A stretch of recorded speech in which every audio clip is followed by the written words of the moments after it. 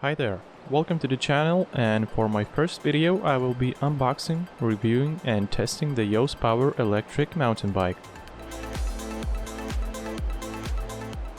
This is a 27.5-inch wheeled pedal assist e-bike driven by a 250 watt brushless hub motor in the back and a 36 volt 13 amp hour removable battery with an estimated range of up to 70 kilometers. It has an LCD display which is easy to use, and the sleek aluminum alloy frame makes the bike light and easy to handle. The top speed is limited to 25 km an hour out of the box to meet the EU regulations, but can be easily unlocked for up to 32 km an hour. A simple yet fun bike to ride not only on the city streets but for light off-roading as well. The bike is priced at 849 euros at the time of filming this video, but feel free to check the links in the description for updated prices. The bike is shipped in good packaging and is well protected.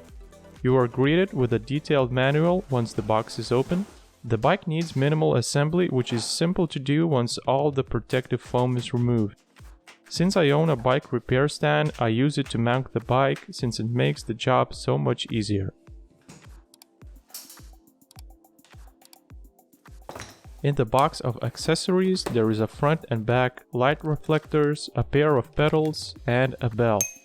First of all, I align the forks to the stem by loosening the top and side bolts and then install the handlebars, making sure the cables are not twisted or tangled.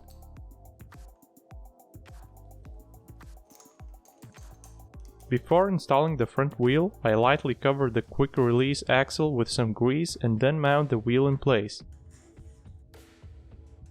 Same goes for the thread of the pedals.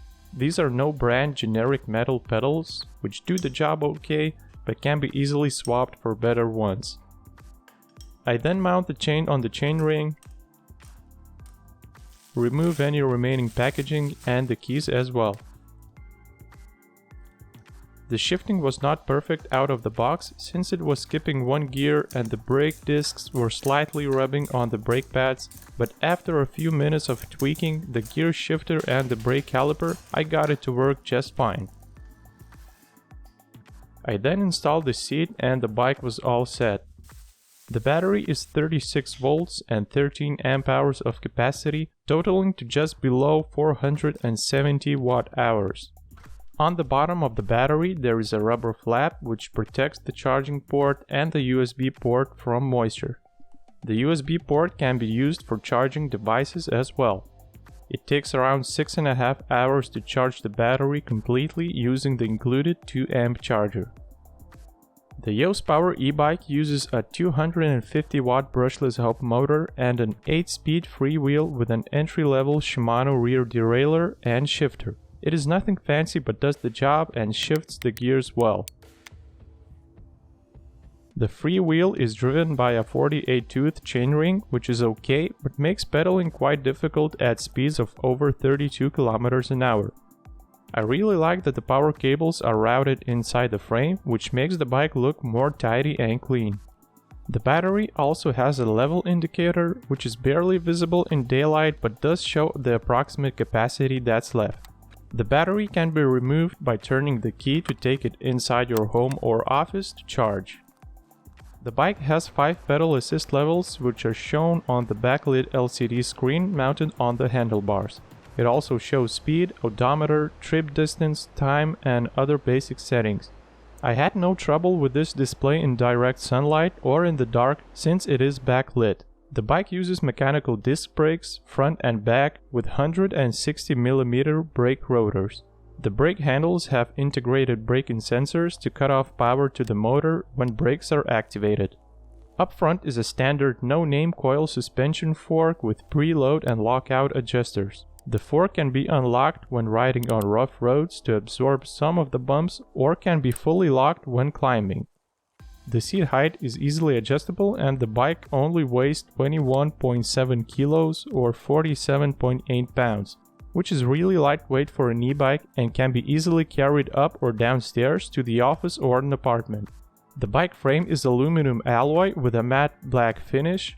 The slim top tube of the frame makes the bike look even better. I started the test ride out in the woods and I was quite impressed by the torque of this small motor in the back. With minimal effort, it got the bike up to the speed limit of 32 km an hour and it was quite fun to ride it off-road on a few light trails. I immediately noticed the chain rattling against the frame, which is quite annoying when riding over small bumps, but a simple chainstay protector would get rid of this noise. I then tried climbing up an incline, which is quite challenging using a regular bike, but with this bike it was almost effortless to do and I got to enjoy the view while at it.